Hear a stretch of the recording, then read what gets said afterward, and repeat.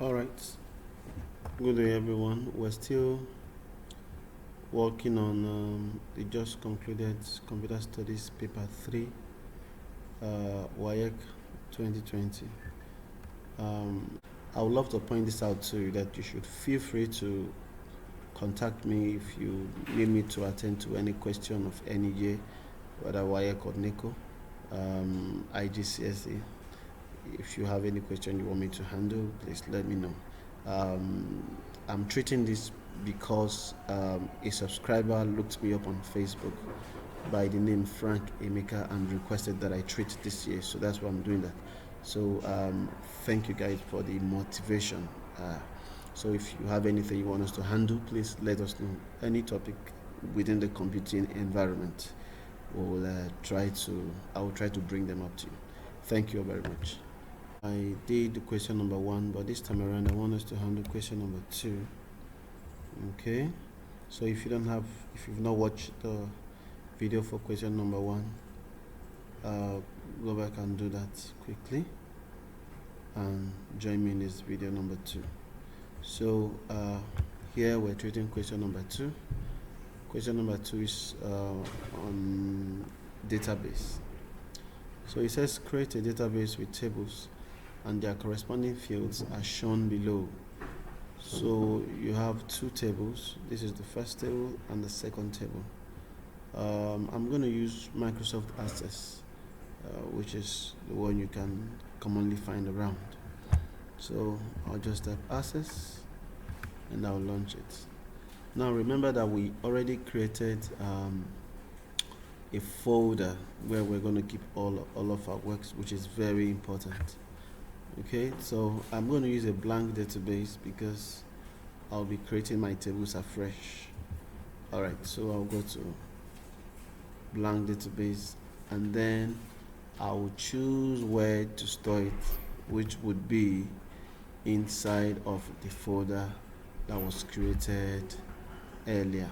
Okay, on my desktop I created a folder earlier. I think I created that with my name. Yeah, so I'm gonna save this here and then I'll title it question 2. Alright, so I'll click on OK.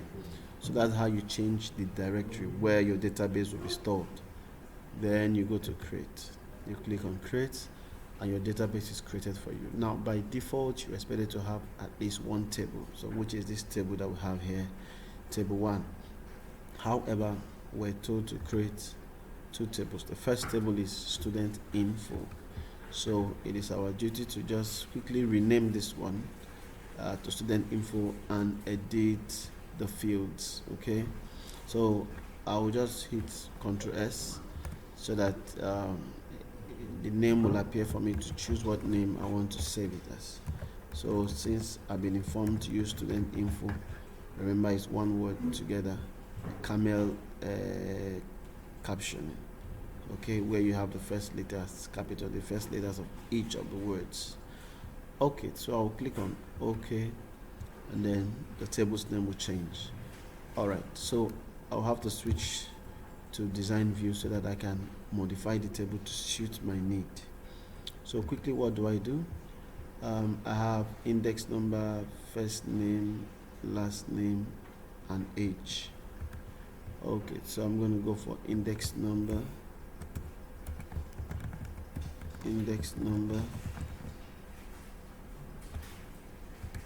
first name, last name and then age. So after doing that, I need to choose what data type they should be. Your index number, every student should have an index number, which is a combination of your own exam number and the center number. Okay, so I think there are up to 10 digits there, so we can just pick them arbitrarily. So it cannot be auto number. Auto number is incremental, like 1, 2, 3. So when you're entering data, you don't have to modify this.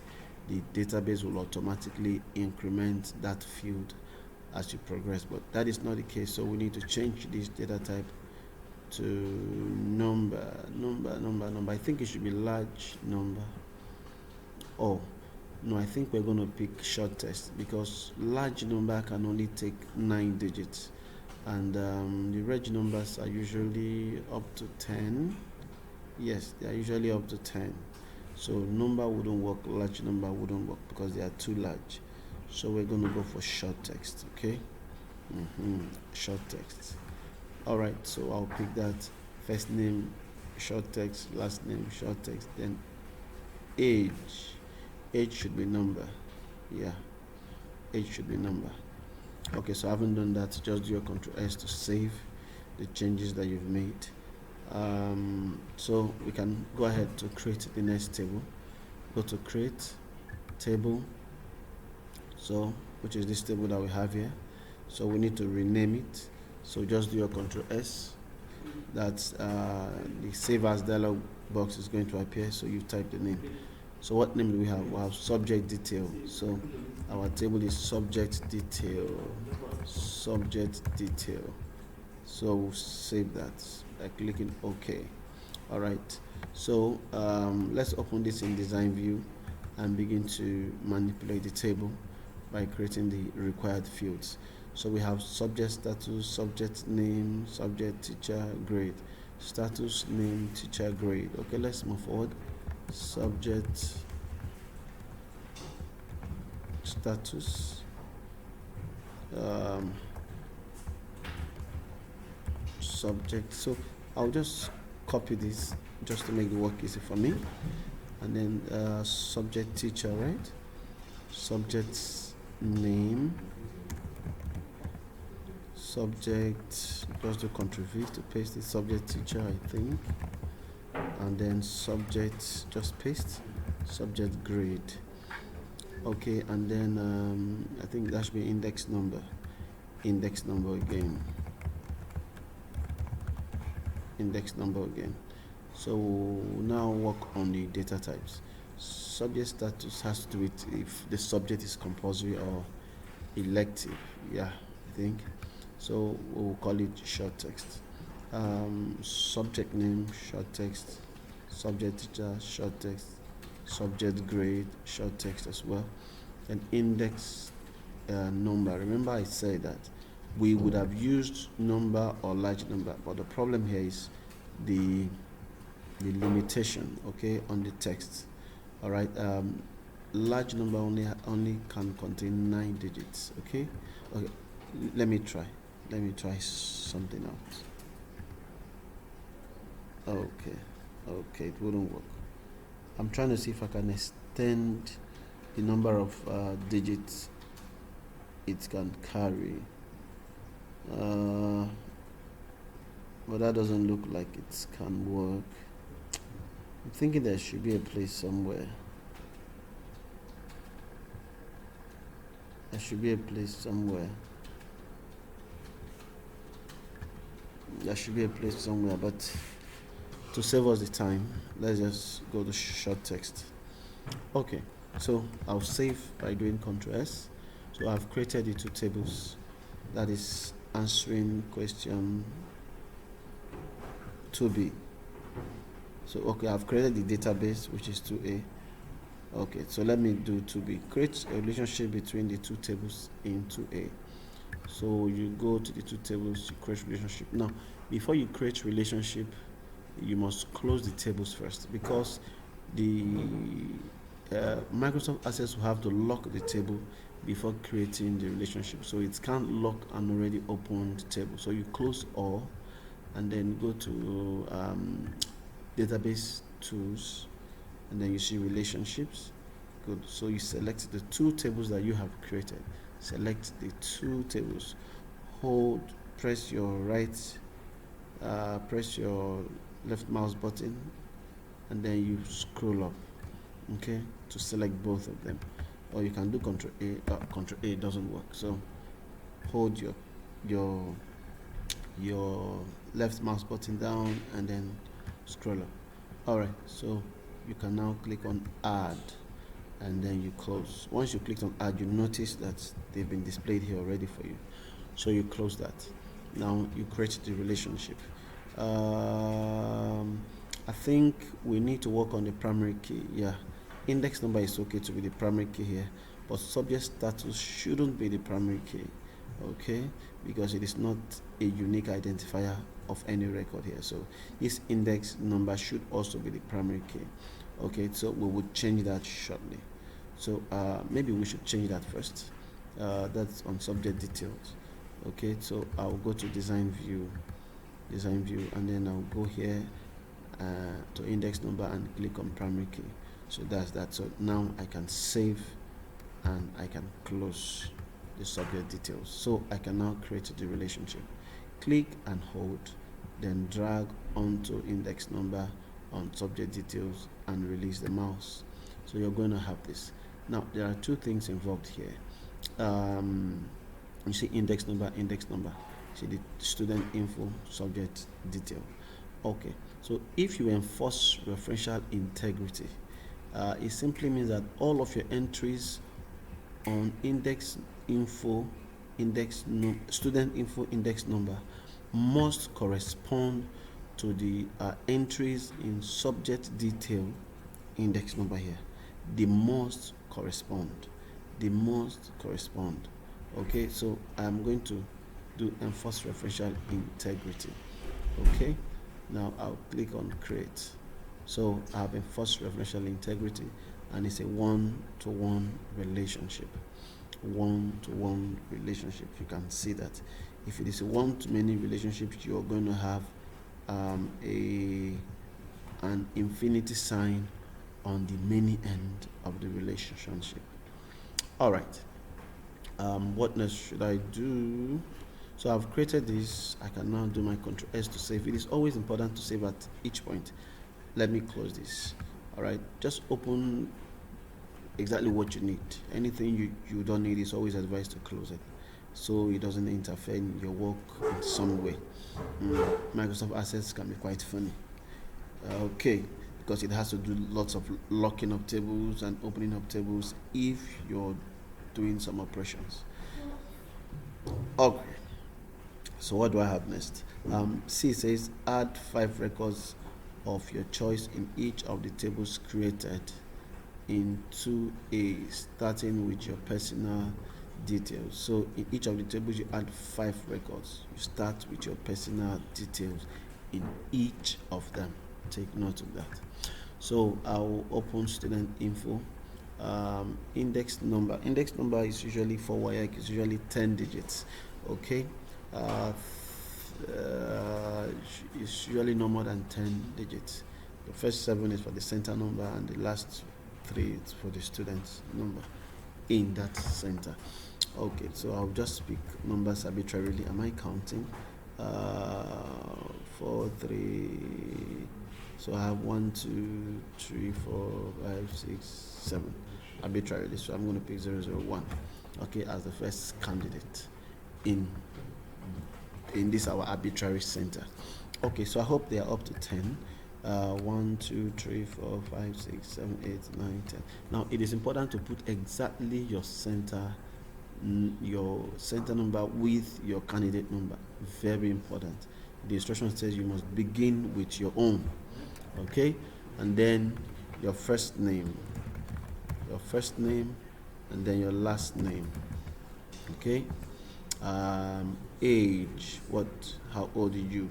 So for the sake of this problem, I will pretend I am still a teenager, so I'll just add 15. Okay, let me add 16. Actually I was around 16 in my SS3. Okay, moving forward. Now to save me the time, I'll just copy this and change maybe the last few, just to have it so that they can be of the same format. Okay, any name. Let me drop this one first, and then I can pick up any name I want to pick up. Okay, next, any name I want to type will be fine. Any number, sorry, I want to type will be fine. Okay, 5, remember, starting with mine. So I'll just pick any name, Can I think of my classmates in school then? Okay. Oh, no. Sunday. This is actually a classmate of mine in school then. Age, I can't tell. He was a little older than myself.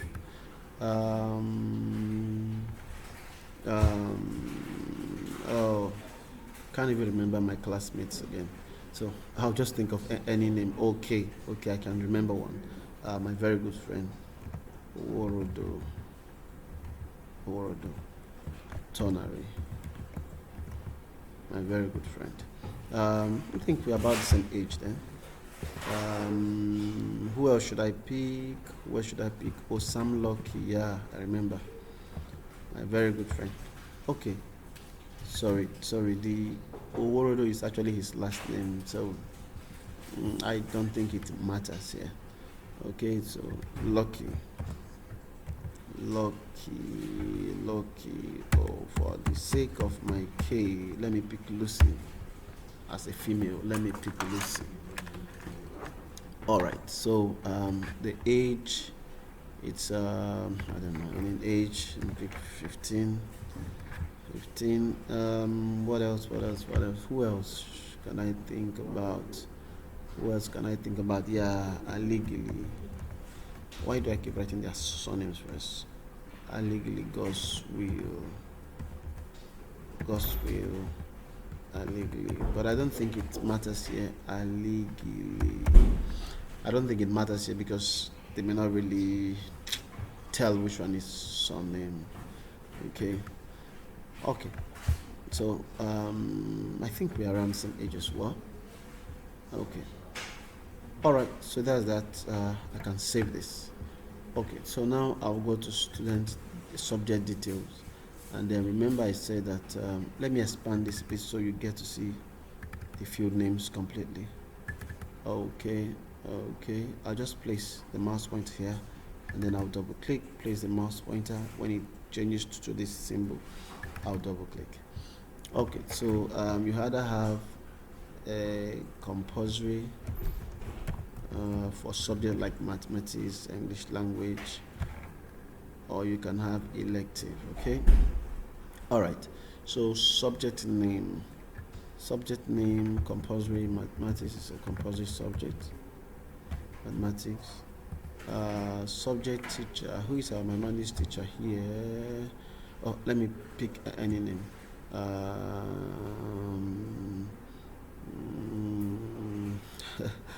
I'm thinking of a name to pick.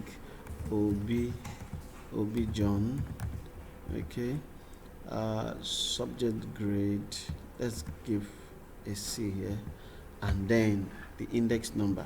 Remember that I told you that we enforced referential integrity, so it is important that this number corresponds. Okay. Of course, with our, first of all, it has to be our own index number, the student's index number, my index number here, and then I can now insert any other person's own. Good. So I haven't done this. Mathematics is compulsory. Okay, let's think of another compulsory subject. English language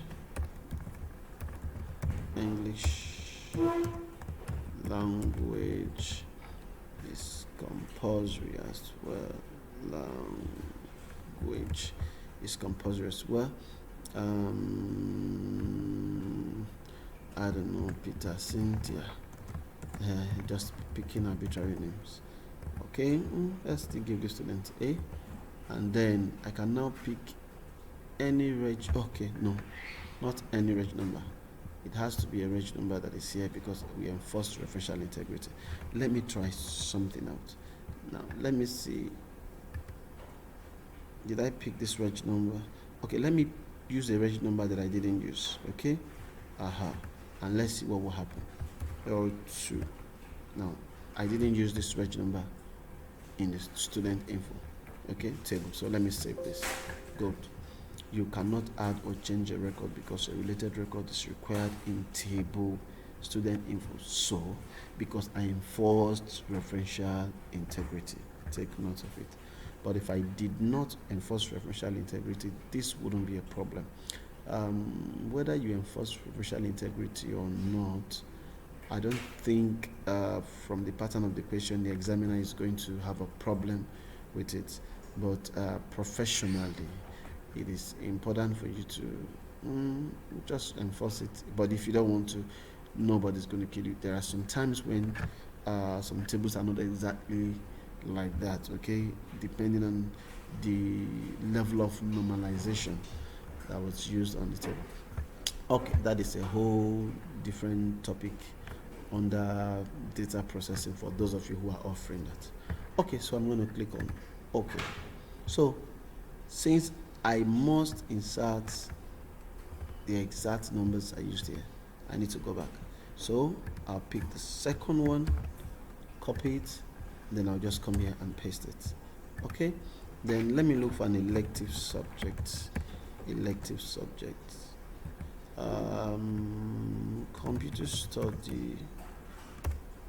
Computer studies is elective, it's not compulsory.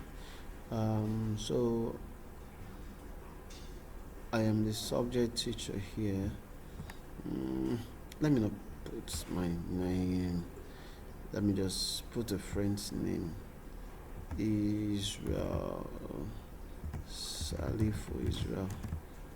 It's actually a friend of mine, also a co-teacher. Salifu Israel. Okay. And then let's give the student a B. Okay. Now I have to drop. Oh, sorry. I have to go here to get this number. Very important. Remember, they must correspond because I enforced referential integrity. Okay, let me get another compulsory subject. Any subject that is compulsory. Let's say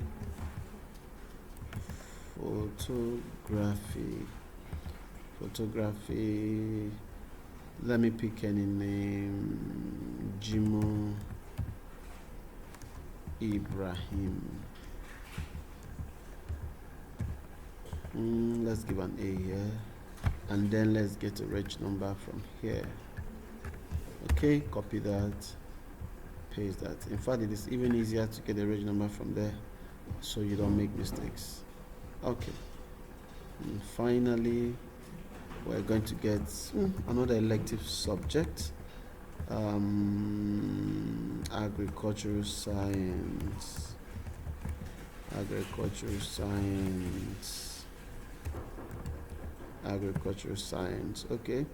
so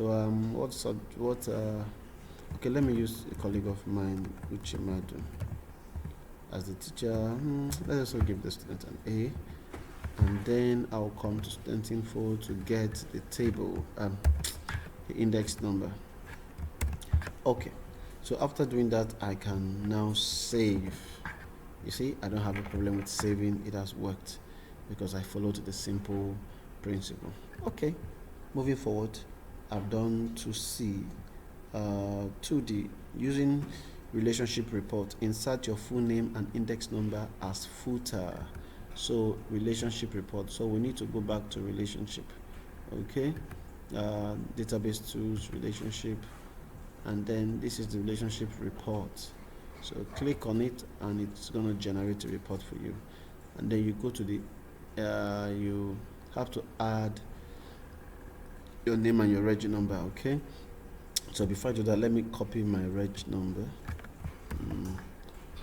and then I'll go to design view quickly. I'll just scroll this down a bit. I need to put it at the footer, right? That was instruction. Is that correct? At the footer, yes. So I'll pick up a label here, and then I'll drop it. Then I'll just type my name in. Let me do it all in caps. Namdi Nicholas. This is always important to spell your name exactly the way it is appearing, the way you registered, the way you were registered. Very important to avoid missing scripts and all that. Okay. So let me edit this a little bit. I want this to be where can I format this? Okay, let it be bold, let the color be dark, actually black. Maybe I can increase the font a little bit. Okay, and then I will expand this so that everything will be visible. Oh, good. All right, that's that. I've done question number 2D. Okay, save your work with your index number in the folder created on the desktop. So you should save. I think at this point, save your, okay, we've not saved the reports. I don't think it's a problem. You can just say okay.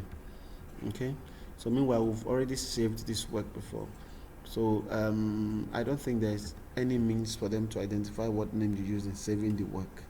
Okay, but for the sake of following instructions, you can just go to save as and still drop it in the same folder that you created, but I don't think it is necessary to do that.